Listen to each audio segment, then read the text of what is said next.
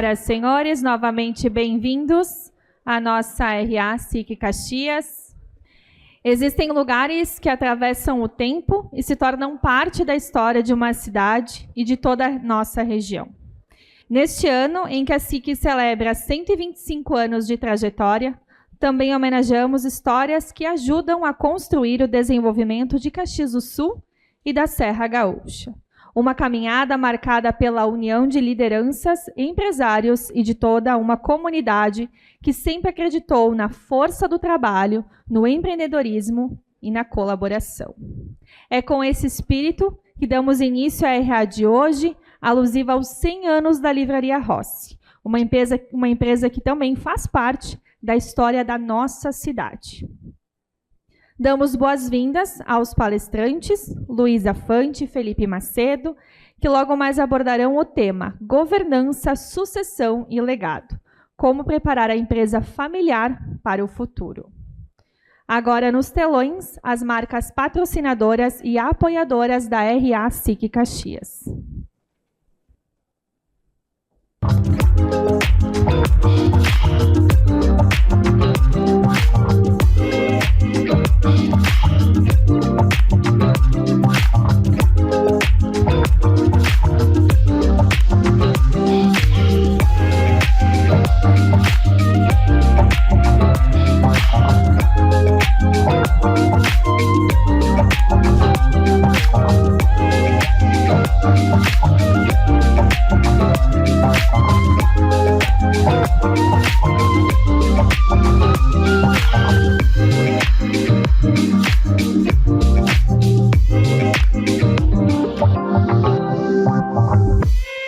Senhoras e senhores,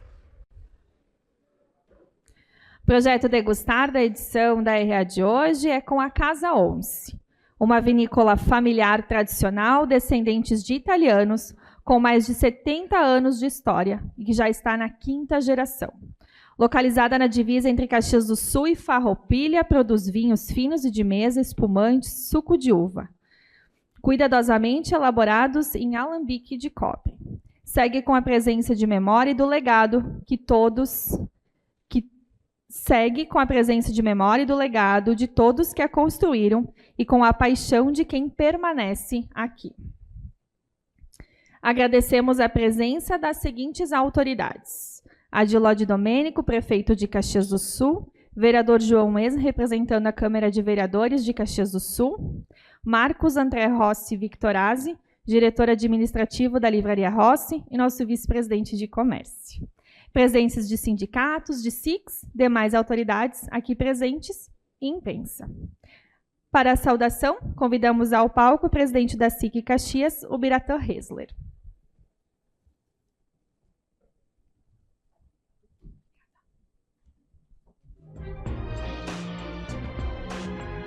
Senhoras e senhores, muito bom dia. Um prazer enorme aqui de cima a gente olhar, Marcos, tanta gente que veio prestigiar aí os teus 100 anos aí da tua empresa, né, junto com toda a tua família aqui, todos os colaboradores que estão por aqui. É o prestígio que nós temos aqui, né, da Livraria Rossi, que faz parte da vida de todos nós, né, sem sombra de dúvidas, todos nós temos alguma memória junto à Livraria Rossi, que há 100 anos no mesmo endereço, como eu sempre falo, que é espetacular isso. Então, sinta aí, mais uma vez, parabenizado, né, por alcançar tamanho feito de manter uma empresa aí com 100 anos aqui dentro do nosso município. Cumprimento a Luísa Fante e o Felipe Macedo, os nossos palestrantes. Muito obrigado por estarem dispostos aqui a falar na Câmara de Indústria, Comércio e Serviços de Caxias do Sul, a SIC Caxias, a Casa de Todos os Futuros. Obrigado ao vice-presidente André, que está aqui conosco hoje também, né, e também justifico a ausência do nosso vice-presidente Oliver, que está em viagem. Ao nosso presidente do Conselho Superior, seu Nadir, muito obrigado por estar conosco mais uma vez. A presidente do nosso Conselho Deliberativo, a Ágata, obrigado por estar aqui e saudando a vocês, todos os integrantes do Conselho Superior e do Conselho Deliberativo que fazem presença aqui hoje. As lideranças empresariais, as autoridades já citadas, aos associados que aqui estão, os presidentes de sindicatos, que eu vejo vários aqui, a toda a imprensa que sempre nos acompanha e sempre reverbera as ideias que nós temos aqui e as falas que temos aqui nessa tribuna. Senhoras e senhores, hoje temos um tema que fala diretamente com a vocação econômica da Serra Gaúcha. Trataremos sobre governança, sucessão e legado. Em outras palavras, sobre continuidade, sobre capacidade de uma empresa atravessar décadas sem perder a sua identidade, sem romper os seus valores e sem se afastar do compromisso que assumiu com a comunidade onde nasceu. Poucas regiões brasileiras conhecem tão bem esse tema quanto a nossa. Caxias do Sul foi construída por empresas familiares, negócios que começaram em pequenas salas comerciais, oficinas improvisadas, armazéns de bairro e mesas de cozinha. Empresas que cresceram porque houve trabalho, visão de longo prazo, prudência e coragem para atravessar as inúmeras crises e também sucessivas crises. Mas a passagem de bastão entre gerações não é um movimento automático. Ela exige método, exige preparo, maturidade, sobretudo, capacidade de separar patrimônio de emoção, de família, a família também na sua gestão e completamente do seu legado de vaidade. Por isso, o tema dessa RA é extremamente atual. Preparar a empresa familiar para o futuro não é apenas discutir a sucessão patrimonial, é discutir sobre governança, profissionalização, segurança jurídica, planejamento tributário, preservação de cultura organizacional e responsabilidade com os empregos que essas empresas sustentam. E talvez não houvesse ocasião mais simbólica para esse debate do que esta. Hoje celebramos os 100 anos da Livraria Rossi, um século de história empresarial em uma cidade que valoriza quem constrói trajetória com consistência. A Livraria Rossi ultrapassou gerações, mantendo relevância, credibilidade e capacidade de adaptação. Isso não acontece por acaso, porque atravessar 100 anos no Brasil exige muito mais do que competência comercial. Exige resiliência, ou como mesmo o Marcos falou para nós antes, teimosia. Cumprimento de forma muito especial o nosso vice-presidente de comércio, Marcos Rossi Vitorazzi, e toda a família Rossi por essa marca histórica. A longevidade empresarial, ela merece reconhecimento público, porque representa estabilidade econômica, geração de empregos, circulação de conhecimento e compromisso permanente com Caxias do Sul. E é justamente por conhecer a realidade de quem produz, emprega e paga impostos nesse país que precisamos abordar decisões recentes do governo federal que preocupam profundamente o setor produtivo brasileiro. A chamada eliminação da taxa das blusinhas, anunciada na última semana, é apresentada como um benefício ao consumidor, mas na prática ela escancara uma desigualdade tributária incompatível com qualquer discurso sério de competitividade econômica. Enquanto empresas brasileiras enfrentam carga tributária sufocante, burocracia crescente, custo financeiro elevado, insegurança regulatória e obrigações trabalhistas complexas, o governo decide aliviar justamente a tributação sobre plataformas estrangeiras que não geram aqui o mesmo volume de empregos, não sustentam a indústria nacional e não enfrentam as mesmas exigências impostas ao empreendedor brasileiro. É uma medida com evidente apelo eleitoral, um gesto populista travestido de política econômica. O consumo imediato não pode ser colocado acima da sobrevivência das empresas nacionais. Não existe desenvolvimento sustentável em um país que fragiliza quem investe, produz e emprega dentro das próprias fronteiras. A defesa da indústria, do comércio e do empreendedor brasileiro não pode ser seletiva. Não faz sentido exigir responsabilidade fiscal das empresas e, ao mesmo tempo, criar vantagens competitivas artificiais para produtos importados em detrimento da produção nacional. O Brasil não precisa de mais distorções. Precisa de equilíbrio tributário, previsibilidade e respeito a quem sustenta a economia real. E, infelizmente, enquanto discutimos competitividade, produtividade e futuro empresarial, o país segue mergulhado em uma sucessão diária de episódios que deterioram a confiança da sociedade nas instituições. Recentes notícias envolvendo o senador e pré-candidato à presidência da República, Flávio Bolsonaro, e sua proximidade com o banqueiro Daniel Forcaro ampliam um debate já saturado de suspeitas, relações obscuras e conexões que exigem esclarecimento público rigoroso. O Brasil vive uma fadiga moral. Escândalos se acumulam em grande velocidade. O noticiário nacional se tornou uma sequência contínua de denúncias, vazamentos, favorecimentos, conflitos de interesse e disputas de poder que atravessam Executivo, Congresso, superiores tribunais e diversas estruturas da República. A sociedade brasileira está cansada de conviver com essas zonas nebulosas. Quem pretende ocupar os mais altos cargos da República precisa compreender que a exigência por transparência é uma obrigação pública. O país certamente não suporta mais a naturalização de relações promíscuas entre política, poder econômico e interesses eleitorais. E talvez o mais grave seja perceber que boa parte da população já começa a reagir com anestesia diante de fatos que deveriam provocar uma indignação coletiva. Instituições fortes não sobrevivem apenas de discursos, elas dependem de moralidade, coerência e responsabilidade pública. Por isso, espaços como as nossas RAs são extremamente importantes para esse debate, porque aqui seguimos defendendo um ambiente econômico sério, previsível, ético e comprometido com quem trabalha e produz. E é dentro dessa visão de futuro que recebemos, então, os nossos palestrantes de hoje, o Felipe Macedo, que traz a experiência de quem atua diretamente com planejamento patrimonial e sucessório de famílias empresárias há muitos anos, 17, se não me falha a memória, acompanhando, inclusive, diferentes gerações empresariais. A Luísa Fante reúne sólida formação acadêmica e vivência concreta em governança corporativa aplicada à realidade das empresas familiares brasileiras. Tenho, dessa forma, convicção de que teremos um debate qualificado e necessário sobre o futuro das organizações familiares, que continuam sendo a espinha dorsal da economia da nossa região. Um excelente almoço, excelente RA a todos.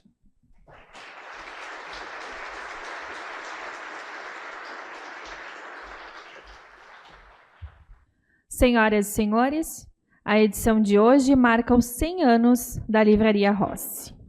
A Livraria Rossi iniciou suas atividades em 1926, como uma pequena tipografia, a partir da sociedade entre os irmãos Armando, Mário e Ângelo Rossi.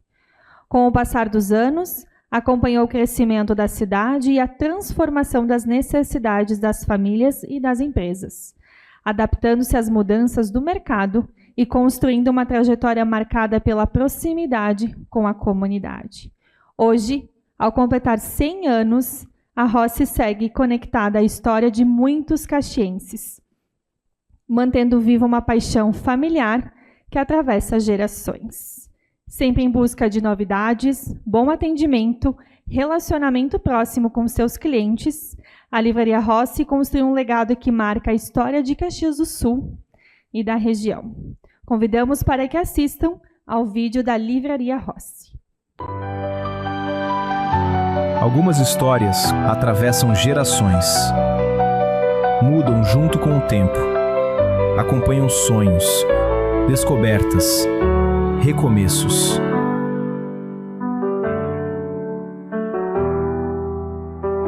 Ao longo de um século, a Livraria Rossi esteve presente nas salas de aula, nas mesas de trabalho, nas casas, nas empresas e nos pequenos momentos que se transformam em grandes histórias.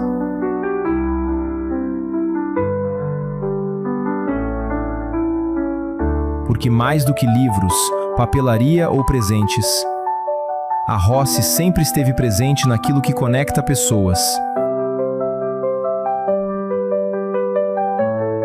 Suas histórias. São 100 anos acompanhando sonhos, aprendizados e novos começos. E o mais bonito dessa trajetória é saber que ela continua sendo escrita todos os dias. Livraria Rossi. Há 100 anos, todas as histórias passam por aqui.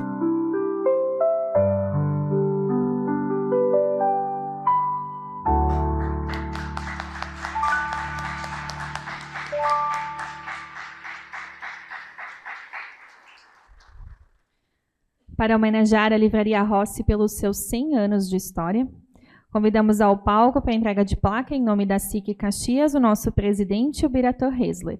E para receber essa homenagem, convidamos ao palco o diretor administrativo da Livraria Rossi e o nosso vice-presidente de comércio, Marcos Victorazzi.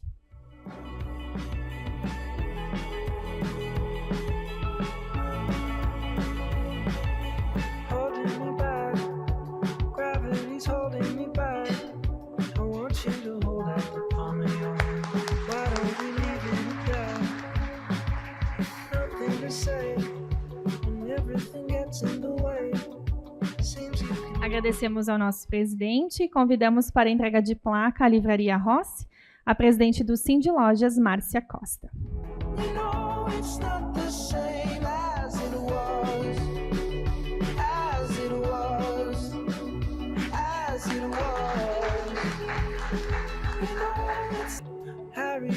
Muito obrigada, Márcia. Agora, convidamos ao palco para a entrega da medalha ao imigrante ao nosso vice-presidente de comércio, diretor administrativo da Livraria Rossi, o Marcos Victorazzi, e o nosso prefeito de Caxias do Sul, Adilódio Domênico.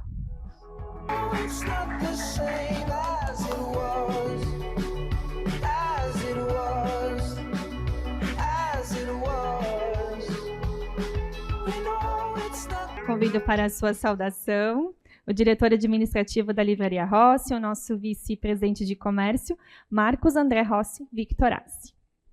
Bom dia a todos. Presidente Bira, prefeito Adiló, nosso vereador João Wes. Saúdo em nome deles a todos que estão aqui presentes. Para nós é uma grande alegria estar vivendo esse momento tão especial, ao lado de tantas pessoas queridas aí que são parte da história da nossa cidade e também da história da Livraria Rossi. Completar 100 anos é algo difícil até de colocar em palavras. Ao longo desse tempo, muita coisa mudou, mudaram os hábitos, as tecnologias, as cidades e as gerações. Mas algumas coisas continuam essenciais. A proximidade com as pessoas, o valor das relações e o compromisso construído no dia a dia. A Rossi começou em 1926 como uma pequena tipografia, fundada por 3 irmãos. E o que nasceu como um negócio de família acabou se tornando parte da rotina de muitas famílias de Caxias do Sul e da região. Ao longo de 4 gerações, tivemos o privilégio de acompanhar histórias de infância, estudo, trabalho, crescimento e sonhos. Histórias que passaram pelas empresas, pelas escolas, pelas casas e pelas mãos de milhares de pessoas. E talvez seja esse o maior significado desses 100 anos, continuar presente na vida das pessoas, compartilhando essas histórias, atravessando o tempo sem perder a nossa essência. Nada disso teria sido possível sem os clientes, sem os colaboradores. Quero agradecer a equipe da Rossi, que está aqui representada pelos nossos gerentes, nossa equipe aqui. Muito obrigado a todos vocês que fazem parte dessa história da Rossi. Uma salva de palmas também para os nossos colaboradores aqui. Acho que sem eles a Rossi não chegaria aonde chegou.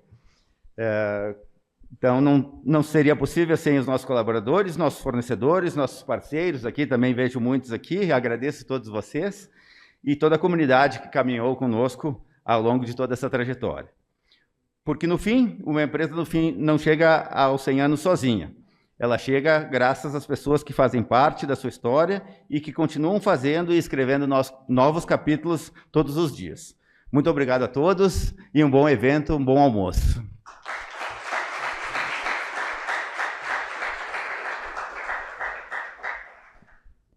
Antes da palestra, convidamos a todos para a próxima RA SIC Caxias, que acontece no dia 29 de maio, sexta-feira, com palestra do pré-candidato à presidência da República, pelo Partido Social Democrático e ex-governador de Goiás, Ronaldo Caiado. As inscrições já estão abertas no site da SIC Caxias. Para apresentar o tema Governança, Sucessão e Legado, como preparar a empresa familiar para o futuro, convidamos ao palco da RA SIC Caxias, Felipe Macedo e Luísa Fante. Bem-vindos.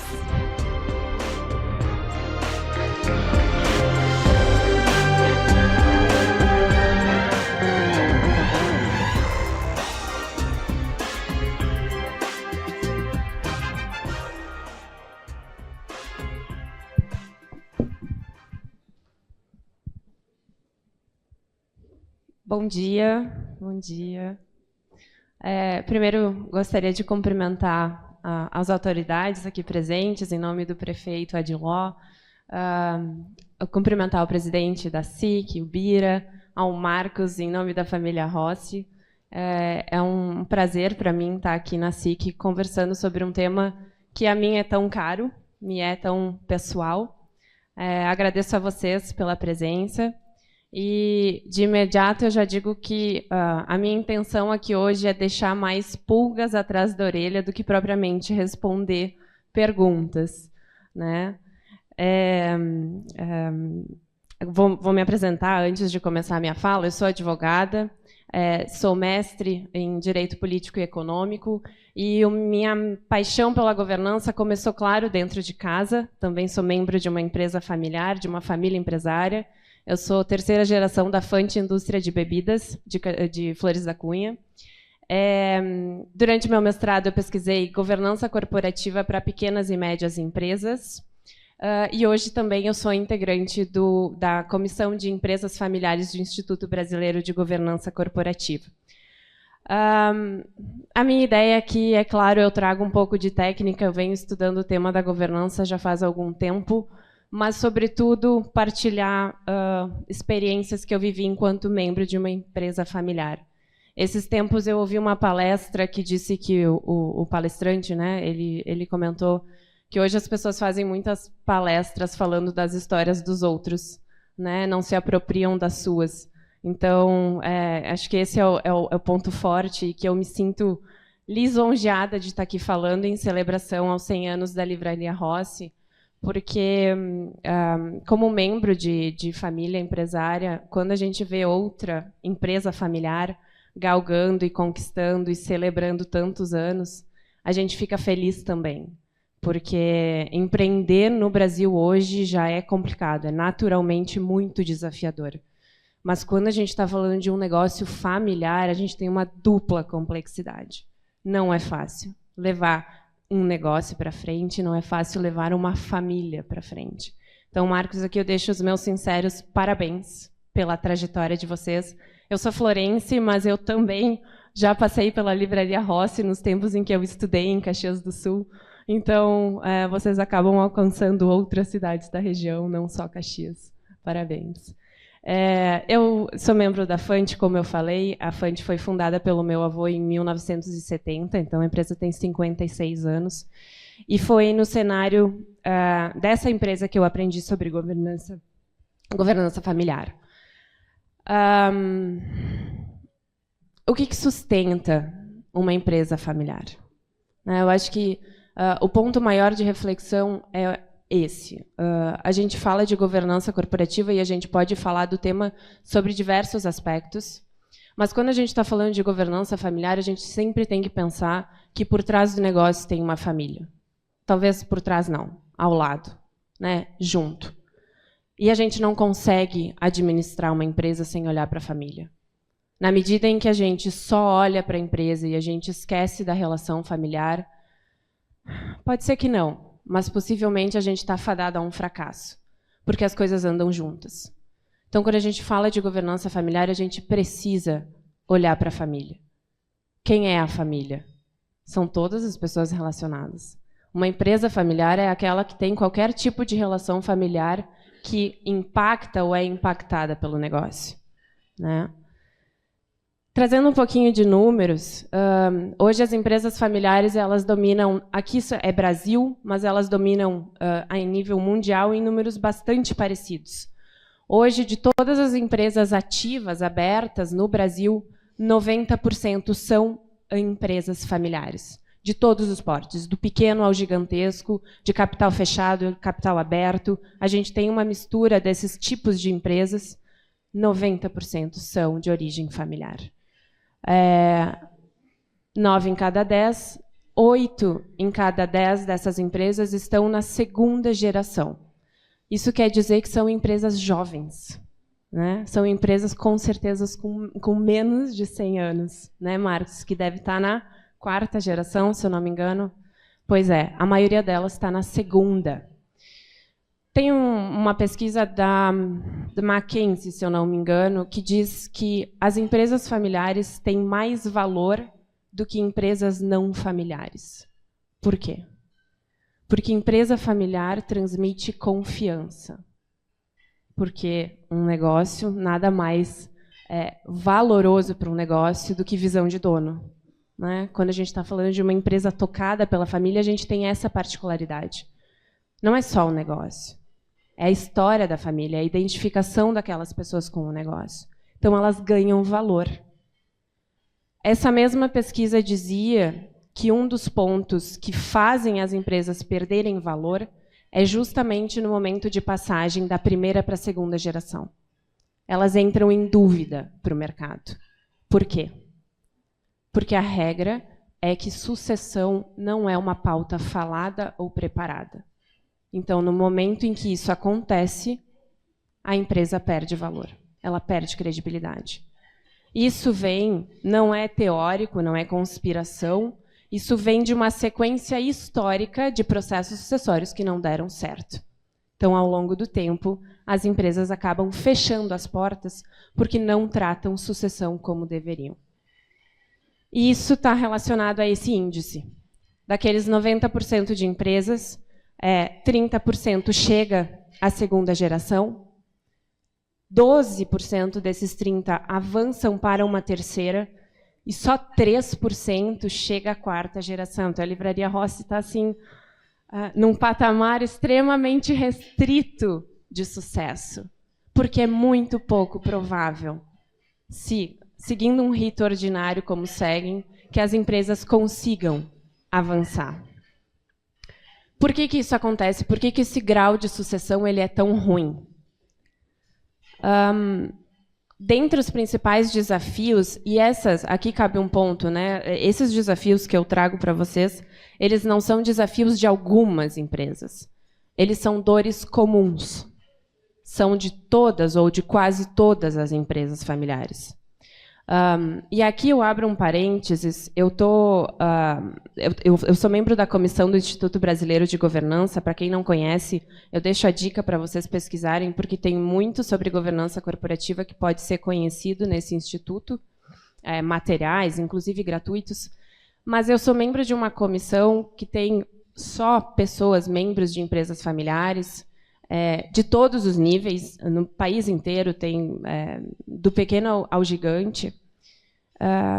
E esse é um espaço que a gente troca experiências. Eu saio das reuniões abraçada. Por que eu estou compartilhando isso com vocês?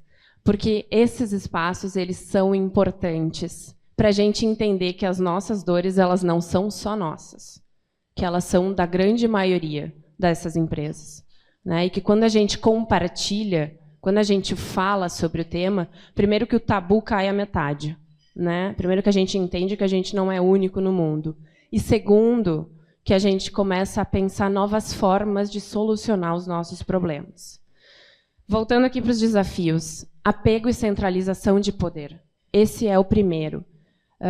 Vejam, não é do todo ruim. O mesmo senso de dono que traz o valor para a empresa familiar, ele precisa ser manejado para que ele não seja um tiro no pé. Porque uma empresa, embora familiar, é uma empresa. Né? Ela precisa se desenvolver, ela precisa se capacitar, ela precisa percorrer ao longo do tempo e ela precisa se preparar. E aí, às vezes, isso quer dizer que, embora ela tenha começado com determinadas pessoas, de tempos em tempos, essas pessoas não vão mais ser aquelas que vão tocar o negócio. Essas pessoas precisam ser pessoas diferentes. E aí a gente precisa pensar em como a gente deixa esse apego ao negócio de lado e consegue preparar ele para que outras pessoas consigam manter os mesmos bons resultados que a gente consegue. E aí a gente vai olhar para capacidades, a gente vai olhar para perfis, a gente vai olhar para processos. Mas antes disso, a gente precisa reconhecer que talvez as pessoas que hoje estão precisam ser diferentes, né? Eu gosto da analogia de que diz que a empresa ela é um filho, né? Eu já ouvi essas frases, acho que numa das últimas palestras que eu ouvi. A empresa é um filho. Eu não sou mãe, mas a gente não tem filhos para manter eles sempre dentro de casa em cativeiro, não é? A gente tem filhos, prepara eles para que eles vão para o mundo. E, em determinado momento, isso se passa por um processo de desapego. O mesmo acontece com a empresa. A gente cria uma empresa, mas ela precisa andar sozinha em determinado momento. Para que ela consiga fazer isso, para que a gente consiga esse resultado, antes a gente tem que identificar o nosso apego a ela. Sobreposição de papéis, né? É comum que numa empresa familiar todo mundo faça um pouco de tudo. Não só a empresa familiar, a empresa pequena é assim. A gente precisa chamar uma consciência de quais são os nossos papéis e, sobretudo, quais são os principais papéis que impactam aquele negócio. Quando a gente fala de governança corporativa, a gente está falando de tomada de decisão. Quem tem o poder de decidir pela organização? Qual é o papel dessa pessoa? Que características ela tem? Defasagem de gestão e favoritismo, esse é um ponto crucial para negócio familiar. Expectativa. Expectativas precisam ser tratadas. Vou usar muito o exemplo pai e filho, mas não necessariamente é isso. Pode ser entre irmãos, entre primos, não importa. Vou só facilitar a nossa vida. Mas expectativas precisam ser tratadas. Porque não necessariamente eu, como filha, vou trabalhar no negócio da minha família. Primeiro, eu não sei se eu posso. Talvez tenha uma regra que eu não possa. Segundo, se eu puder, eu preciso ser competente para tal. Senão, não adianta. Né? Uma empresa não é a casa da mãe Joana. A gente precisa ter requisitos para gerar resultado. Isso envolve profissionalização. E a mesma coisa no lugar do pai ou da mãe, que tem a expectativa de que o filho venha a trabalhar no negócio. Felizmente, às vezes dá certo. E, infelizmente, às vezes, esse filho ou não tem perfil, ou não quer. O ponto aqui é, a gente precisa tratar expectativas.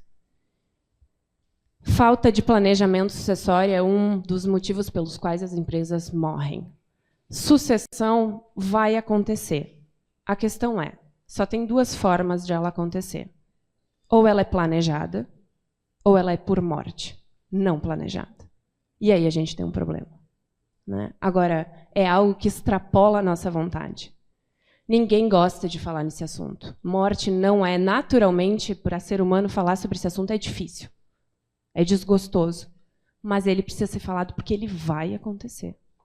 E se ele não for planejado, a gente não só tem uma carga tributária, e aí depois o Felipe vai tocar nesse assunto, como a gente tem que lidar com um processo extremamente desgastante, moroso, durante um luto. Né? E quando a gente olha para a organização, além da família, ela que está perdendo também. E às vezes ela não se recompõe. Falta de diálogo e conflito entre gerações, o pensar diferente que foi dito aqui. Qual é o desafio hoje de a gente criar um diálogo entre diferentes gerações que pensam completamente diferentes e projetam um negócio completamente diferente? Ausência de organização patrimonial e societária. Aqui a gente está falando de propriedade. Né? Uma sociedade empresária, hoje, qualquer sócio pode sair a qualquer momento. A gente chama no direito de direito à retirada. E no momento que esse sócio decide sair, a gente tem que pagar. E aí? E se a empresa não tem caixa? O que é que a gente faz? É um mero exemplo. Né? Mas são situações que a gente precisa pensar. Aqui eu queria trazer uma reflexão, uma sequência de reflexões. Qual é o maior desafio das empresas familiares? Essa pergunta me foi feita durante um assessment que foi feito com, na verdade, a minha família, a família empresária, há uns 2 ou 3 anos atrás. E a resposta foi absolutamente, completamente diferente do que eu estava esperando. O maior desafio das famílias empreendedoras, das famílias empresárias, é dizer coisas difíceis de forma carinhosa. Aqui eu cito essa frase é da Cláudia Tondo, e isso me chocou. Porque, sim, a gente tem muita dificuldade de conversar. Levanta a mão quem tiver alguma facilidade, porque aí eu, depois da conversa, vou querer trocar uma ideia diretamente com a pessoa. Mas, em regra, a gente tem muita dificuldade. E quando a gente fala de dizer coisas difíceis no âmbito de uma empresa familiar, a gente tem sempre 2 coisas. A primeira delas é conteúdo, é o que a gente vai dizer. A segunda delas é a forma, né? Tem um professor também que fala sobre o tema que diz a forma ela precisa ser sempre embrulhada para presente, porque ela faz diferença. Eu trouxe, esses tempos eu estava folheando um livro do New Yorker sobre psicanálise. E aí eu me deparei com esse quadro, eu disse, eu preciso levar isso para a apresentação. Porque quantas famílias empresárias ou quantas empresas familiares não têm um elefante branco dentro da sala? E a gente não consegue falar sobre o elefante branco.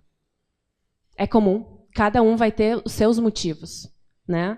As suas razões da existência do elefante branco. A única questão é que o elefante branco ele não perde tamanho. Quando ele é pequeno, a gente consegue fazer ele passar pela porta. Se a gente não faz isso enquanto ele é pequeno, de repente ele vai tomar proporção e a gente vai ter que destruir a porta para fazer ele passar por ela. Ele só ganha tamanho. Então, em empresa familiar, quanto antes a gente endereça as questões que a gente precisa endereçar, melhor. Isso é outro ponto que surge muito. Eu tenho acompanhado algumas falas sobre o tema, e uma delas vem, como é que eu engajo as futuras gerações? Meu filho não quer nada a ver com o negócio, né? Meu filho está em Bali, não tem nada a ver com o negócio. A resposta, isso foi uma pergunta feita em uma pesquisa de campo, numa dessas Big Fours. A resposta foi, falta pertencimento. As gerações não se sentem pertencentes ao negócio da família. Luísa, mas eu convido o meu filho, eu levo ele, eu faço, eu peço, eu incentivo ele. Como é que, então, ele não se sente pertencente? Tem alguma falha que a gente não está identificando. Talvez para aquela geração, o que para nós serviria como um senso de pertencimento, para aquela geração não está servindo. E aí, o que é? Diretamente relacionado a pertencimento tem motivação. Eu só me engajo profundamente com algum projeto, e isso é geral na vida, quando eu me sinto motivado. Motivação, e essa, de novo, não é uma fala minha, é do professor Matt Allen, da Kellogg School de Chicago. Motivação é formado por 3 componentes: autonomia, competência e pertencimento. Autonomia é aquilo que a gente dá não só para filho ou para funcionário familiar. A gente dá para qualquer colaborador numa organização. A gente precisa construir processos e caminhos para que as pessoas tenham autonomia de tomar decisão. Como é que a gente faz isso? Com instrumentos, com políticas, com alçadas. Não sei, cada empresa vai desenvolver as suas. Mas, no final do dia, a gente precisa dar autonomia, mediante um processo que traz confiança e que nos deixe seguros de que os resultados vão continuar existindo. Segundo, competência. Eu preciso de pessoas competentes. Infelizmente, se eu estiver lidando com pessoas incompetentes e eu tiver expectativas de que elas continuem no negócio, eu vou ter que trabalhar as minhas expectativas. Porque as 2 coisas eu dificilmente vou ter juntas, né? Então, competência. Qual é o perfil das pessoas que eu preciso ter na minha organização e o que elas precisam fazer para chegar lá? E terceiro, pertencimento. E aí, para mim, pertencimento tem a ver com propósito, cultura e papéis. E aqui a gente está falando de governança corporativa de qualquer empresa. Quando a gente fala de propósito, a gente está falando de valores. Quais são os valores que, na minha organização, eles são inegociáveis? Independente de quem esteja sentado, de qual gestão, sob qual gestão a empresa está, quais são os valores que, ao longo do tempo, não mudam? Segunda questão dentro do propósito. O meu negócio serve para quê? Ele nasce para quê? Na empresa da minha família, o negócio surgiu porque o meu avô teve 9 filhos e as bocas precisavam ser alimentadas. Isso a gente relembra até hoje, porque a empresa não alimenta mais 9 bocas, ela alimenta dezenas de bocas, né? Através de emprego, através da renda. Mas a gente sempre, lá no fundo, faz questão de lembrar disso. Ela nasceu com um propósito muito forte, e a gente mantém vivo esse propósito. Não só para a família, para todos os colaboradores. A segunda questão é cultura, né? A cultura é o que a gente pratica todos os dias. É o que a gente aceita e o que a gente não aceita na organização. É o que a gente define em política, mas, sobretudo, o que a gente executa da política, porque o papel ele aceita tudo, né? O que a gente realmente faz valer é o exemplo que a gente coloca em dia. E a terceira questão são papéis. Realmente, papéis, funções e responsabilidades bem definidos. O que a gente espera de cada um dentro da empresa?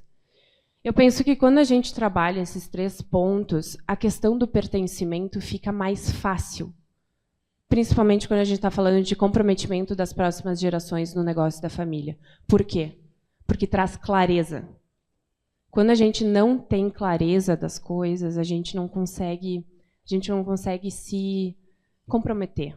A gente não consegue entender qual é o nosso papel, né? Em qualquer posição, em qualquer lugar que a gente esteja falando.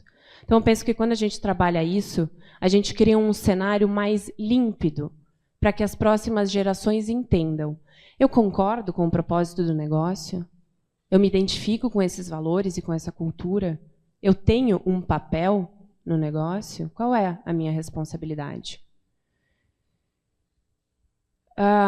Aqui um pouquinho do conceito de governança, de novo, né? Aqui, a governança corporativa, ela surge para levar as organizações a longo prazo. Esse é o maior objetivo. Se a gente tiver que lembrar, sair daqui hoje pensando em uma palavra para relembrar de governança corporativa, essa palavra é perenidade. Para a governança importa que a organização vá a longo prazo. A gente olha para quem toma a decisão, né? E aí, eu gosto sempre de dividir, né? Aqui é mais a título de quase curiosidade, porque a gente precisaria de um evento só para tratar cada uma dessas bolinhas aqui. A gente tem governança de gestão, que é um pouco do que eu falei sobre processos, cultura, valores. A gente tem governança patrimonial, que eu entendo que o Felipe vai avançar mais nesse campo, mas é como a gente prepara o nosso patrimônio, como é que a gente organiza a questão societária. E a terceira é a governança familiar. Alguém já viu esses 3 círculos? Eles são completamente famosos e necessários quando a gente fala de governança familiar, eles são muito comuns, porque eles trazem uma foto do cenário onde a gente tem uma empresa familiar. Sempre que a gente está falando de empresa familiar, a gente vai ter as 3 bolinhas, os 3 círculos, porque a gente vai estar falando de propriedade, família e empresa. Em algumas organizações isso vai variar mais ou menos, mas os 3 círculos eles existem. E a gente pode ter uma variação de 7 lugares dentro desse negócio. Não vou entrar em cada um deles, a gente teria que ficar a manhã toda aqui. O que nos importa é o que eu sou. Qual dessas posições das 7 eu me identifico? Por quê? Porque são papéis completamente diferentes, né? Se eu sou só... eu sou só familiar, né? Sei lá, eu fiz medicina, fui estudar não sei aonde, trabalho no hospital, mas a minha família tem uma empresa. Bom, mas eu escolhi uma carreira completamente diferente, que não tem nada a ver com o negócio da minha família, então eu não tenho responsabilidade nenhuma com o que acontece. Não, tu tem. Feliz ou infelizmente, tu tem, né? Aquele que escolhe qualquer rumo completamente diferente da operação familiar, ele tem a responsabilidade quando a herança da cota cair no colo dele. Ou então quando ele escolher alguém para se casar, o que a gente chama de influência de travesseiro, né? Com o tempo, as famílias empresárias elas precisam lidar com isso também. E família não é só o sangue, é quem vem em anexo, é o grande família. Mas o ponto aqui é, qual é o meu papel e qual é a minha responsabilidade? Às vezes a gente acha que por não estar diretamente relacionado ao negócio, a gente não tem função nenhuma. Não, a gente tem. E a gente precisa olhar para ela, a gente precisa chamar os nossos filhos para olhar para essa função, mesmo que eles tenham escolhido um caminho completamente diferente. Para fins de governança, aqui falando um pouquinho, né, em termos de instrumentos, o que a gente trabalha de governança em empresas familiares geralmente? Quando a gente fala de propriedade, a gente fala especificamente de 2 documentos. Um é o contrato social e o outro é o acordo de sócios. Qualquer empresa vai ter contrato social, seja ele básico ou mais desenvolvido. Nas boas práticas de governança, a gente tem um olho mais apurado para alguns assuntos mais sensíveis, para que justamente o negócio ele consiga ir ao longo do tempo de forma preparada, né? Exemplo disso, poderes de administração. Eu volto de novo. Quem toma decisão na minha empresa, né? É muito comum que a gente encontre num contrato social, por exemplo, sócio administrador em todas as pessoas que são sócias daquela organização. Será que realmente todo sócio toma a decisão? Será que todo sócio está no dia a dia da empresa? Ou será que em dado momento esse sócio se afastou, não participa mais da gestão, mas para contrato social ele continua lá com o poder de administração? Juridicamente isso tem alguns efeitos que são perigosos e que a gente precisa olhar com mais cuidado. Saídas societárias é outro exemplo, né? Como é que eu cuido, por exemplo, quando um sócio falece? Será que o filho dele, que eu nunca vi na minha vida, vai entrar automaticamente no negócio e aí vai ter que tomar decisão comigo? O que eu faço para organizar esse cenário? Existem regras que a gente pode criar, por exemplo, de que a entrada de herdeiros ela não é automática na sociedade. A gente precisa passar por um crivo de eleição para que esses herdeiros entrem na sociedade. Tá, mas se a gente não quiser? Bom, então esses herdeiros vão receber os haveres da respectiva cota parte do falecido. Mas, de novo, é algo que a gente precisa pensar, né? É algo que a gente precisa organizar. Ordem de preferência. Se eu, Luísa, quero sair, eu posso sair a qualquer tempo. Será que eu posso vender para qualquer pessoa? Não, a gente pode criar uma ordem de preferência que eu vou ter que respeitar.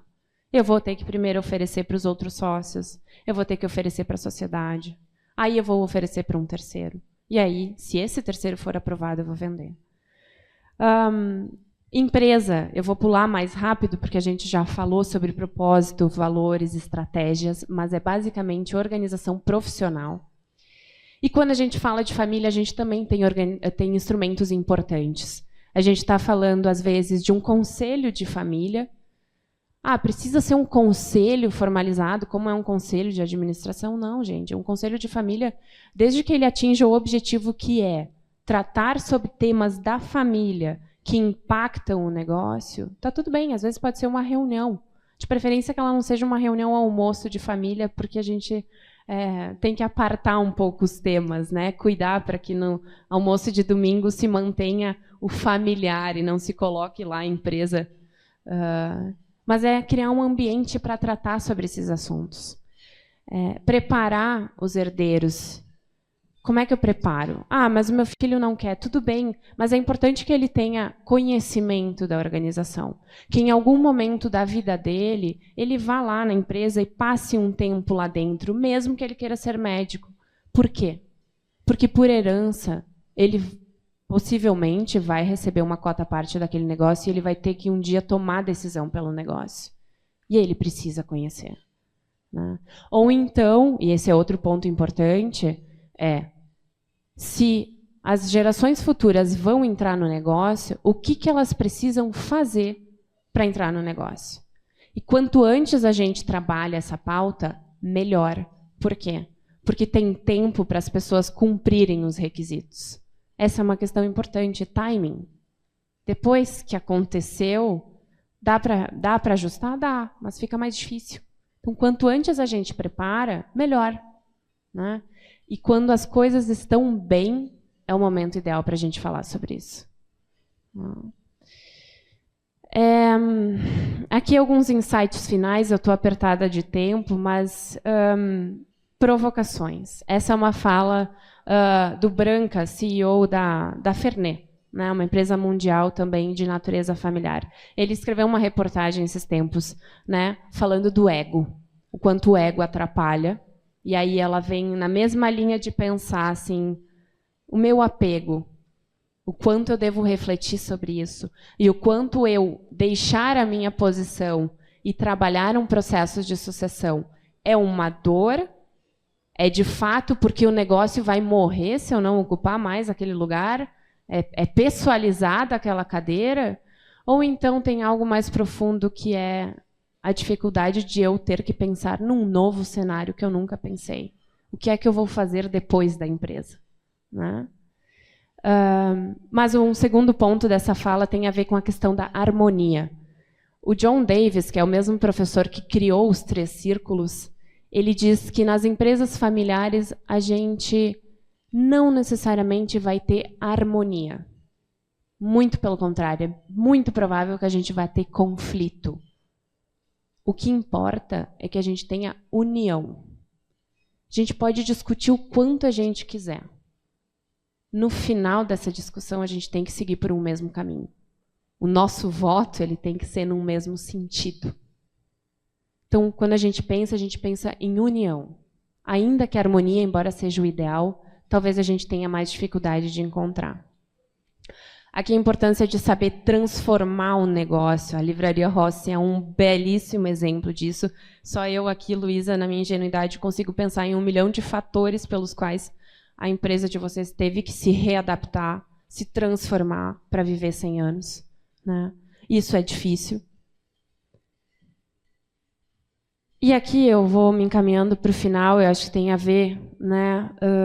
Nessas palestras também, algum dos professores trouxe que a gente tem 3 competências essenciais no século XXI e elas têm tudo a ver com a empresa familiar. A primeira delas é curiosidade. A gente baixa o nosso ego e a gente se torna curioso. Para quê?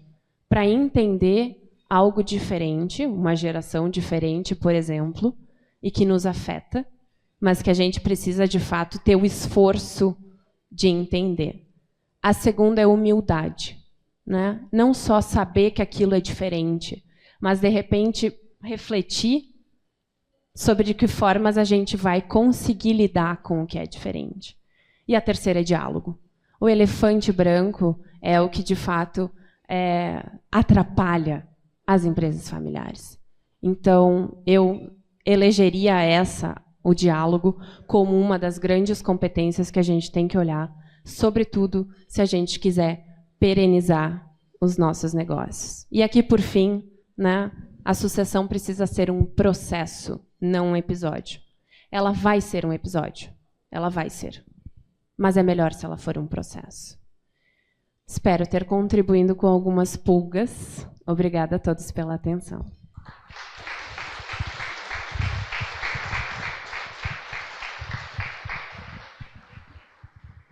Bom, vai ser difícil eu falar depois da Luísa, né? De antemão, queria fazer um agradecimento formal aí ao Marcos, ao Bira, prefeito. Prazer muito grande falar de vocês. Eu vou tomar a liberdade de falar um pouquinho de uma forma não tão técnica, então hoje a ideia é não ser tão detalhista, porque se eu for entrar aqui na riqueza de detalhes, a gente fica mais de dia, né? E vou trazer um pouquinho da minha experiência em lidar com famílias empresárias. Eu sou sócio da Family Capital há 17 anos.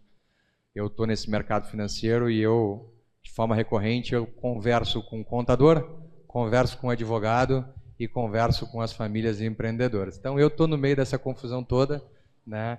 E aqui a ideia é trazer alguns insights que possam trazer pontos de reflexão para vocês. Quando a gente fala de sucessão patrimonial, a notícia que eu quero trazer para vocês é o seguinte, Quem não fizer um planejamento sucessório, um planejamento de transição de patrimônio de uma primeira geração para uma segunda, a notícia ruim que eu tenho para dizer para vocês é que o governo já está com esse planejamento feito. E cada vez mais o governo tem um planejamento melhor. Ou seja, cada vez mais, se tu não tiver um planejamento, o governo vai lá e vai cobrar algum tipo de imposto natural por isso, né? Então, assim, a importância disso não é se tu vai precisar, é quando e como tu vai precisar. E o maior desafio das famílias é fazer a sucessão patrimonial quando ela tem um problema, né?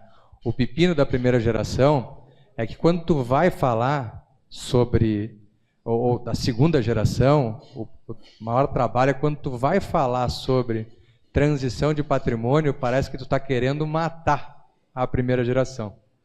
Mas não é isso, né? O objetivo aqui principal é tu respeitar um patrimônio que foi tão difícil de construir e conseguir preservar ele, deixar mais ele na família do que pagar impostos desnecessários porque tu não tem planejamento. E quando a gente fala de imposto, aqui é um ponto legal de trazer aqui com o Brasil, né, a nível mundial. A média de imposto em países mais envolvidos como França, Japão, Suíça é acima de 50%. Né? No Brasil, o teto do ITCMD, até então, é de 8%. Tá?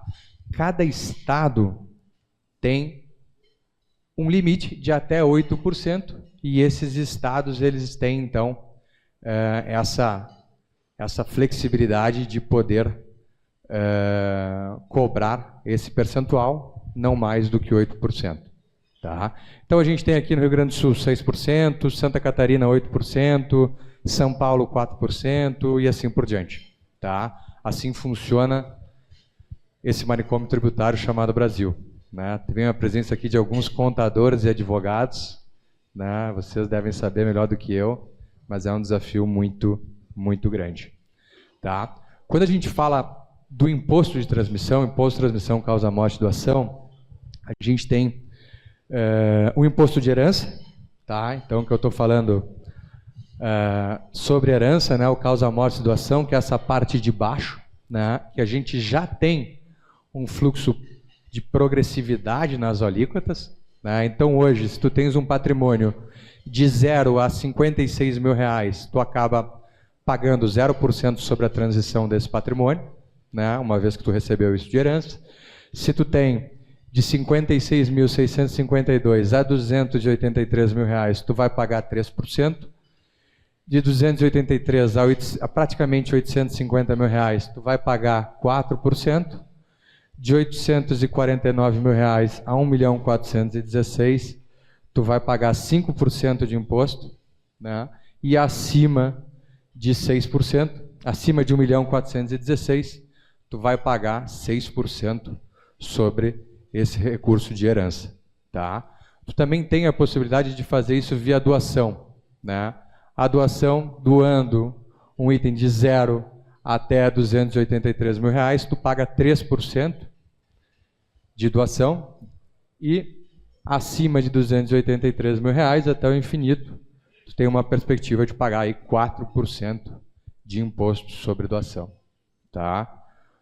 Porém, quando a gente não faz esse planejamento, quando a gente não conversa, a gente está gastando algo que a gente não precisa. Tá? Hoje, o patrimônio, né, e aí a gente coloca cota societária, a gente coloca bens, a gente coloca diversos itens da família, a gente tem esse inventário, o custo total hoje de um inventário, ele supera os 12%, né, muitas vezes com folga. Tu tem um imposto que pode chegar a 8%, no Rio Grande do Sul é 6%, dependendo do patrimônio que tu tens, em diferentes estados tu acaba tendo esse desafio. Tu tem o custo com a tabela, com o advogado, tá? A tabela da OAB, ela indica hoje um custo próximo de 6%, existem custos menores do que essa linha, e tu tem o custo de emolumento, né? Que é um custo próximo de 1%. Tá? O maior custo aqui, na minha opinião, é a harmonia familiar. O Quem aqui não tem uma história, ou a própria história, ou de algum conhecido, né? Que a família era muito unida, mas como ela não tinha um direcionamento de como ia ficar o patrimônio, tu teve briga, tu não teve mais as pessoas se falando da família e assim por diante. Maior do que esse custo de 12%, 13% que a gente tem por não fazer um planejamento sucessório, a gente tem o custo da harmonia familiar, de não falar mais com a nossa família por causa de desavenças. Então, esse daqui é um tema de reflexão. As famílias, elas às vezes, elas não param para pensar a respeito disso, tá? E essa reflexão aí, ela é muito importante.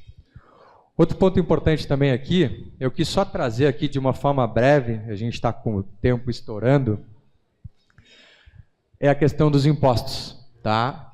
Isso daqui é um dado dos impostos do Rio Grande do Sul do ano passado.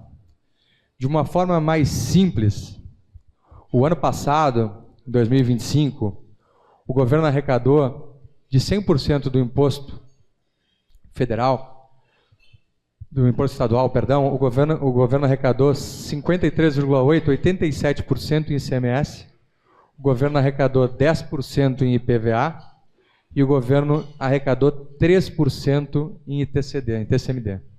Né? Ou seja, aonde o governo tem a capacidade de arrecadar cada vez mais de uma maneira não tão impopular, porque tu só pega quem tem patrimônio, acaba sendo no ITCMD. Né? Então, assim, qual a possibilidade desse imposto ser maior ali na frente? Eu acredito que essa possibilidade é maior do que momentaneamente ele ser menor. Então, a reflexão que eu trago aqui é, uma vez que eu não fiz o meu planejamento sucessório, é inteligente da minha parte pagar menos, e é inteligente da minha parte chamar o meu contador, chamar o meu advogado, chamar a minha família e pensar de que maneira que eu faço isso. Tá? O planejamento sucessório, quando ele acontece, na maioria das famílias é assim, nos ligam lá no dia a dia, falam, seu Felipe, cara, meu pai está para falecer, a gente precisa pegar o patrimônio dele agora e ver de que forma que eu faço. Né? Ou minha mãe está para falecer e assim por diante. Isso era muito comum das famílias fazerem e colocar esse recurso em previdência, que a previdência ela não tem caráter, ela tem caráter sucessório, né? Ela não entra em inventário. Porém, no último ano o governo instaurou uma medida que ele cobra agora IOF. Então tu consegue alocar até R$600 mil, acima disso tu paga o IOF. Então esse mecanismo também está forçando ainda mais as famílias a fazer isso, né? A fazer um planejamento sucessório. Então, quando a gente fala de como fazer isso, não é simplesmente eu chegar e querer passar o meu patrimônio para a minha próxima geração. Eu preciso fazer um diagnóstico patrimonial e familiar. O planejamento sucessório ele demora em média de 5 a 10 anos. Ele não é do dia para a noite, dependendo do tamanho do patrimônio. Tu precisa pensar patrimônio ali na frente e precisa esmiuçar outros pontos. Quais são esses pontos? Contexto familiar. Quais são os membros da minha família? Né? Vou usar um exemplo aqui. A Luísa eu já conheço, né? Se não me engano, são 7 núcleos familiares. Né? Então, tu imagina a dor de cabeça que deve ser tu lidar com 7 pensamentos diferentes, 7 interesses diferentes que tem que ter a união, como a Luísa falou. Tu tem que entender também, eu uso esse termo, não sei se é o melhor termo, é os agregados. Né? Bom, eu tenho sócios, como que é o regime de bem, como que é o regime de comunhão desses sócios? Isso tem impacto direto ao patrimônio. Né? Porque se meu filho casou em um regime, ou minha filha casou em um regime de separação parcial de bens, o meu patrimônio ele pode se comunicar com uma pessoa que até então não era da família. Então, tu tem esse outro fluxo. Outro ponto, composição patrimonial, né? Classificação de ativos e tributação de valores de acordo com a legislação. Bom, eu tenho imóvel, não tenho imóvel, eu tenho cotas societárias. Quanto que vale essa cota societária? Né? A maioria das empresas familiares elas não têm uma noção de valor, né? Só vai ter quando tem que pagar o teu irmão que está saindo, ou tu tem que pagar o teu sócio que tu não imaginava que ele ia sair, e assim por diante. Então tu precisa fazer uma composição patrimonial e entender. Depois disso, tu passa a ter objetivos familiares. né? Bom, o que eu vou fazer? Bom, cada vez mais eu quero que as cotas da primeira geração sejam passadas para a segunda geração, e eu vou fazer isso ao longo de 15 anos, porque é o meu período de transição, ou ao longo de 10 anos, ou ao longo de 5 anos e assim por diante. Então eu tenho que fazer isso, e esses objetivos eles são claros. É muito comum aqui, os contadores e os advogados depois me corrijam, mas que as pessoas entendam uma holding patrimonial como algo que eu já estou resolvendo a minha sucessão. E, na minha opinião, isso acaba sendo uma mentira, porque a partir do momento que eu fiz uma holding, mas não estou fazendo um processo de transição de cotas, uma vez que eu, da primeira geração, venha a faltar, eu vou ter esse custo ali na frente, né? E eu vou ter esse desafio e assim por diante. Então, eu também preciso entender quais são esses objetivos. Análise multidisciplinar, tá? Aqui sempre tem aquele ponto, não, eu vou fazer com advogado, eu vou fazer só com contador. Experiência nas famílias que eu atendo. Sempre as melhores análises são feitas em conjuntos, tá? Então eu preciso do contador, eu preciso do advogado, é importante esse conflito de informação entre eles, eu preciso da família, né? E eu preciso também estipular um prazo aonde eu possa fazer isso. Hoje, um mecanismo muito legal, e depois eu vou falar um pouquinho, é a doação com cláusulas restritivas, né? Que, na minha opinião, é uma maneira mais lúcida de se fazer isso, né? Não vai dar para a gente abordar esse tema aqui, mas depois pode ser um tema também aí para as próximas reuniões falar sobre isso. Mas essa análise multidisciplinar ela é muito importante. E, por último, então, a implementação de ações e o acompanhamento. Tu tem diferentes problemas na tua sucessão patrimonial. E esses diferentes problemas, eles têm diferentes prazos também para tu resolver ele. O problema mais latente a curto prazo é a liquidez sucessória, né? O que acontece? Hoje eu tenho a maior parte do patrimônio na primeira geração. Se eu vier a faltar, eu travo o padrão de vida da minha família. O cara não consegue pagar, meus filhos não conseguem pagar nem o aluguel, né? Ou nem os custos que ele tem para administrar esse patrimônio. Então, os problemas eles são diferentes e o prazo das implementações de ações são diferentes também. Então, o mais latente, como eu comentei, é a liquidez sucessória. Bom, se eu vier a faltar hoje, o meu herdeiro vai receber dinheiro, mas isso vai em inventário? Se eu tiver um litígio no inventário, como que isso vai fazer? Existem ferramentas que tu consegue fazer isso. Bom, vou fazer outro ponto, vou fazer implementação de uma holding. Bom, tu não vai passar holding da noite para o dia os imóveis para essa holding, então tu tem que fazer isso de forma gradativa, até entendendo a eficiência tributária que tu tem nisso. Isso demora muitas vezes 2, 3, 4, 5 anos, né? Bom, vou fazer a questão das cotas societárias, né? Vou fazer as doações dessas cotas societárias. Tu não vai fazer isso de uma vez só, tu vai fazer isso em etapas. Então, tudo isso é importante quando tu for fazer um planejamento sucessório. E aí existem instrumentos, né? Instrumentos jurídicos. O testamento, que no Brasil, obrigatoriamente, 50% do patrimônio é de herdeiros legítimos, né? Então, é de herdeiros legítimos. Tu não consegue direcionar teu patrimônio da forma que tu quer 100%, né? Tu consegue só 50%. Nos Estados Unidos isso é diferente, né? O caso mais emblemático foi da família Safra, né? Então, o Joseph Safra optou por tirar um filho, depois fizeram um acordo, mas nos Estados Unidos isso é possível. No Brasil, mesmo que eu queira tirar um herdeiro, eu não consigo, pelo menos em 50% do meu patrimônio, tá? Existem a doação também é uma ferramenta muito utilizada, e existem dentro das doações, existem cláusulas restritivas que protegem o dono desse patrimônio, né, de erros dos herdeiros, né? São N cláusulas que tem, né, mas tu consegue muitas vezes pagar um imposto menor do que tu pagaria em deixar esse patrimônio ir a inventário, tá? E existem ferramentas de liquidez sucessória. Um é o seguro de vida e outra a previdência privada. A previdência privada, agora ela teve uma mudança no ano passado, que até R$600 mil no ano, tu não precisa pagar IOF. Acima disso, tu paga o IOF, se não me falha a memória, entre 6% a 5%. Tá? E o seguro de vida ele é um item muito importante, porque o seguro de vida ele também te dá liquidez sucessória, ele não vai em inventário, né? Então, tu tem uma praticidade de dar uma segurança financeira para a tua família. E eu costumo dizer que esses 2 ativos eles acabam sendo a chave do patrimônio que tu deixa para os teus herdeiros, né? Aqui é um ponto importante. Bom, eu tenho previdência, eu não preciso ter seguro de vida? Não necessariamente, na minha opinião, são desafios, são itens complementares, né? Até então não se falava em TIOF na previdência, né? Passou a ter. Muito se fala de TI e TCMD sobre previdência, por hora já foi descartado. Mas amanhã depois a gente não sabe. Então, tu ter um seguro de vida, tu ter uma previdência é importantíssimo para que tu consiga escoar patrimônio da primeira para a segunda geração. Mas para tu saber o valor ideal que tu precisa ter, tu tem que ter uma noção de todo o patrimônio para que isso seja condizente com pelo menos 6 a 8% do teu patrimônio, que é uma ideia de custo que tu vai ter uma vez que tu venha a faltar. As pessoas, na maioria das vezes, elas não morrem na nossa cabeça, mas fisicamente elas morrem.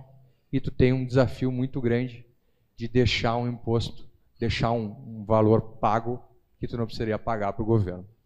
Tá? E aí tu tem outras ferramentas, então holding patrimonial para administrar bens, fundos exclusivos, que agora perdeu um pouquinho da valia pela questão de não ter mais o come-cotas, né, de ter o come-cotas, perdão, antigamente não tinha, então hoje o fundo exclusivo migrou muito para a Previdência, né, e entidades controladas no exterior, como estruturas offshore e assim por diante. Tá? Então aqui, gente, é só uma reflexão em cima do patrimônio, da importância que a gente tem que ter de olhar para isso, né, e conversar na família. Uma vez que vocês não falem sobre planejamento com as próximas gerações, essas gerações não vão ter noção do que fazer com o dinheiro, não vão ter noção de como tocar a empresa e assim por diante. Esse é um assunto que passa muito batido nas famílias e é muito importante. Dito isso, né, então a gente tem essa série de instrumentos e estruturas de gestão patrimonial, e em cima disso tudo tem todo esse acompanhamento que vocês precisam ter com especialistas que entendam da parte tributária, da parte jurídica, né, e também da parte de patrimônio, é algo muito importante. Aqui não existe melhor ou pior estratégia sucessória, existe sim a mais adequada para cada caso, né? E melhor, quando tu não tem pressa de fazer, é o melhor cenário, né? A partir do momento que tu tem pressa, a tomada de decisão ela é muito mais emocional e menos racional. Então, o exercício que eu convido vocês a fazerem é falar sobre o planejamento sucessório, porque se vocês não falarem com a família de vocês sobre isso, vocês podem ter certeza que o governo já falou, né, e já está ali prescrito o imposto que vocês vão ter que pagar por não se planejar. Gente, da minha parte é isso. Eu agradeço a atenção de vocês aí, agradeço todo mundo. Espero que a gente tenha conseguido, de uma certa forma, provocar um assunto importante aí com vocês. Obrigado.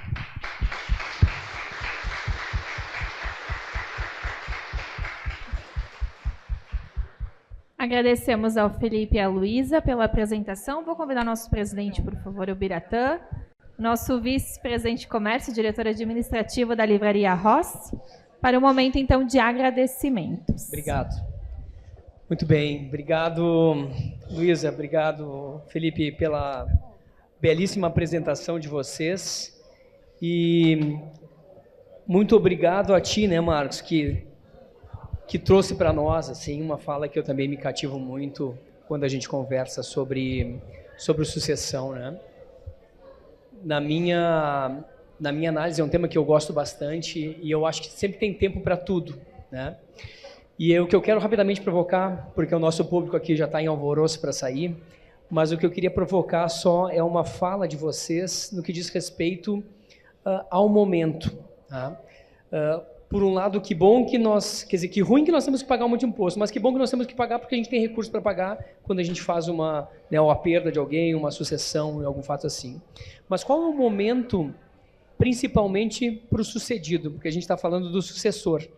O sucedido, eu passei por tudo que vocês falaram aqui, eu estou sofrendo na carne agora, né? Meu pai faleceu há menos de 2 anos e eu estou passando pelo processo porque eu vinha conversando com ele na época do IBGC, que eu também participo, da necessidade de fazer, mas o que é o grande medo, e eu tive que dar essa real a ele: todos vamos morrer.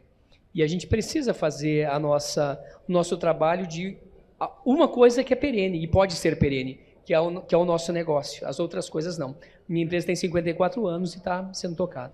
Mas qual o momento do sucedido? Qual o momento dele? O que vocês podem dizer, de forma bastante breve, se existe algum momento de atenção para o sucedido em alguma questão, ou não? Abri minha empresa, já vamos trabalhar em sucessão. Difícil, né? Acho que primeiro é difícil recomendar um timing, porque cada um vai ter o seu, conforme as suas particularidades. E eu acho que nessa tua pergunta, Bira, tem muito mais a ver com o timing da pessoa física do que propriamente com o da pessoa jurídica, embora necessariamente se converse, né? Não existe o que tenha um tempo perfeito. Agora, a gente sabe que as coisas mudam muito rápido e às vezes nos pegam de surpresa, né? Então, assim, quanto antes, melhor, eu diria. Né? O quanto antes a gente deixar organizado, melhor. Até porque o testamento, por exemplo, que é uma das ferramentas, é uma ferramenta muito pessoal. Né? Aqui a gente está enfocando a organização, uma proteção patrimonial mais corporativa, mas a gente sabe que na vida da pessoa... e vamos lá, a gente se apega muito à idade. Né? Estou ficando velho, está na hora de pensar sobre isso. Na semana passada eu conversava sobre o assunto e eu pensei, não importa a idade. Às vezes os filhos falecem antes do que os pais. E aí? Né? Então, assim, acho que não tem um timing certo, tem o que faz sentido para cada um, mas eu recomendaria o quanto antes, melhor. Gente, pelo adiantado da hora aqui, eu vou só fazer um agradecimento à Luísa, um agradecimento à Luísa e ao Macedo aqui. E eu acho que só é importante destacar um tema que a Luísa trouxe aqui, que é a questão de conversar sobre o assunto, né? Eu acho que esse é um dos pontos mais importantes, porque eu acho que a gente acha que nunca vai acontecer a hora e a gente não conversa sobre o assunto. E a falta de diálogo, sem dúvida, eu acho que é o mais difícil para as empresas ter que resolver depois aquilo que não conversou antes. Então, da minha recomendação aqui, complementando a Luísa e o Felipe aqui, é dizer que conversem sobre o assunto. E, mais uma vez, vou agradecer a todos por participarem desse evento aqui. Em nome da Livraria Rossi, quero agradecer a Luísa, Macedo, muito obrigado. Acho que foi muito bom o nosso evento hoje aqui. Obrigado. Rico baixou, brilhou, Rico baixou, bombou, Rico baixou, facilitou. O app atualizou, o banri arrasou, clicou, baixou, facilitou.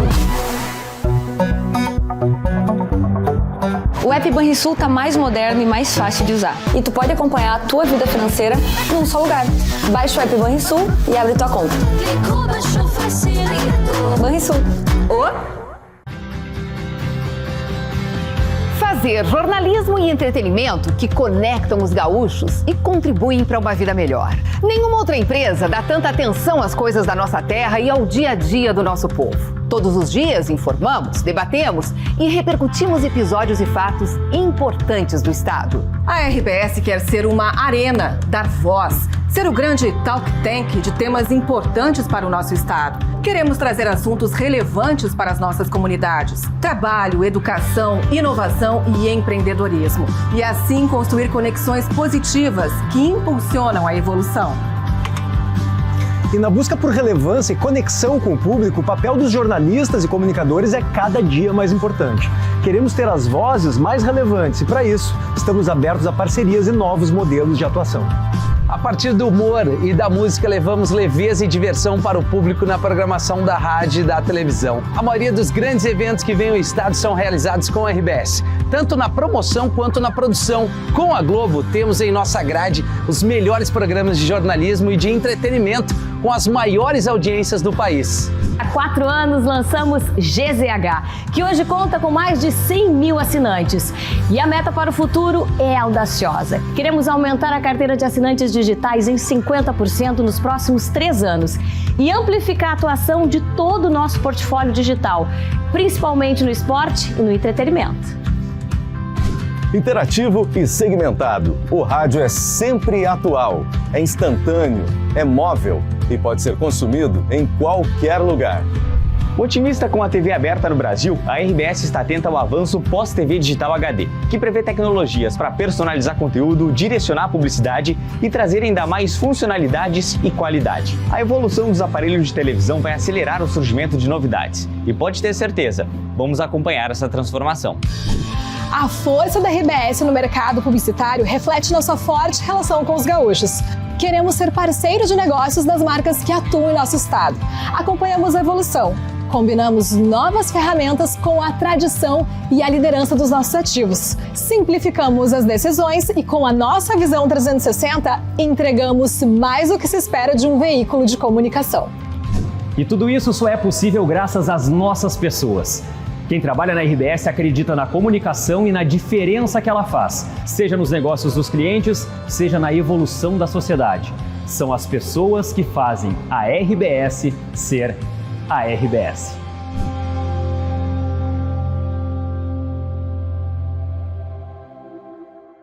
Tudo começa pelo movimento. Ser protagonista global em soluções de mobilidade é nossa visão e nossa realidade. Diariamente, somos guiados pelo propósito de aproximar pessoas. Construímos o futuro da mobilidade, guiados por valores essenciais. Com inovação, conexão e protagonismo, nós movemos o mundo e nos transformamos com ele. Marco Polo, protagonista em mobilidade. Somos muitos e múltiplos, em vários cantos do Brasil e do mundo.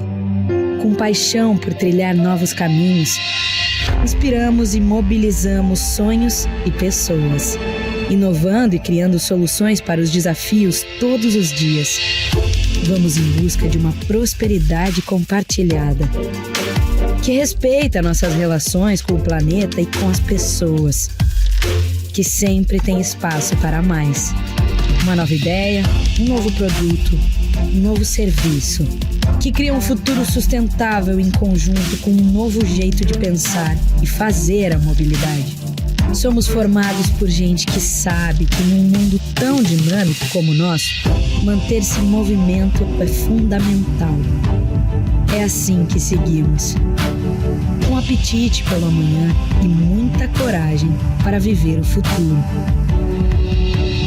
Incansáveis, inquietos, evoluindo para conectar pessoas e riquezas, gerando prosperidade. As empresas Randon agora são Randon Corp.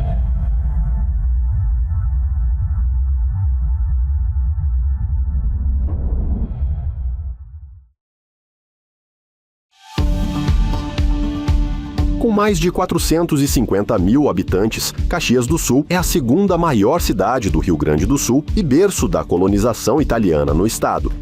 Sede da Festa Nacional da Uva, destaca-se pelo espírito comunitário, pela qualidade na educação e pela força industrial, especialmente na metalurgia.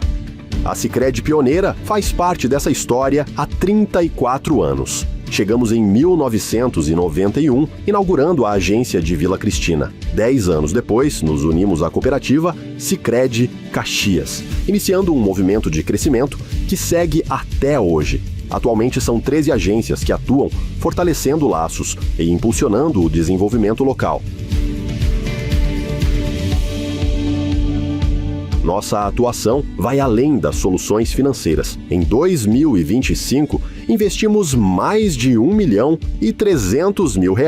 em educação, cultura e esporte inclusivo, por meio de programas como Fundo Social, A União Faz a Vida, Cooperativas Escolares e Finanças na Mochila. Outra importante forma de contribuir com o desenvolvimento da comunidade é o patrocínio a eventos e iniciativas que fomentam a economia e o turismo local. Só em 2025, investimos mais de R$2.500.000 para este fim. Somando estas e outras ações, nosso investimento direto em Caxias do Sul foi de cerca de R$5 milhões. Uma contribuição que só é possível por uma relação de confiança mútua, onde as pessoas acreditam no Sicredi e o Sicredi acredita no potencial das pessoas. E assim, todos ganham, principalmente os associados e a comunidade. Reafirmando nosso compromisso com o município, seguimos juntos construindo uma Caxias cada vez melhor.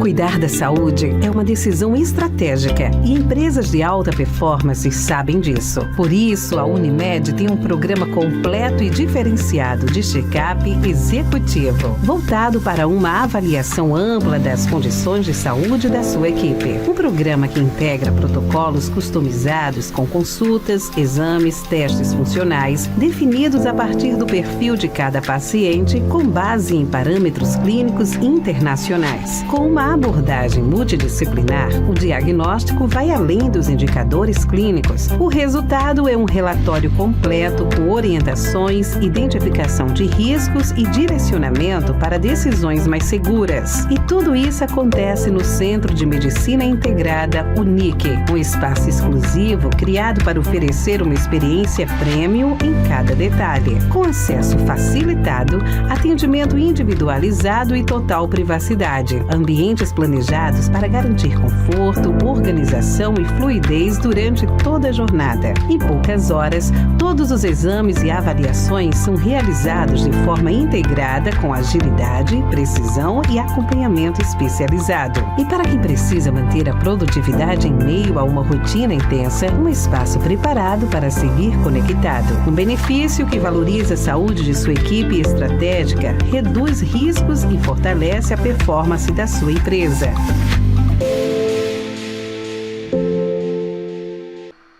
O homem ainda não tinha chegado à Lua, mas eu já estava com você, impulsionando em direção ao futuro. Estradas eram só projetos, e distritos apenas sonhavam em ser cidades. Mas eu já estava pronto para ajudar você a desenvolver isso e muito mais. Robôs e IAs moravam na ficção, e computadores eram gigantes limitados. E eu já preparava a base para você usar e inovar. Desde que esse futuro era só um esboço, eu já estava ao seu lado, sonhando junto, realizando muito, impulsionando, desenvolvendo, concretizando, preparando o terreno, semeando, cultivando, sempre lado a lado, levando você cada vez mais longe, evoluindo cada vez mais. BRDE, parceiro das histórias que transformam vidas.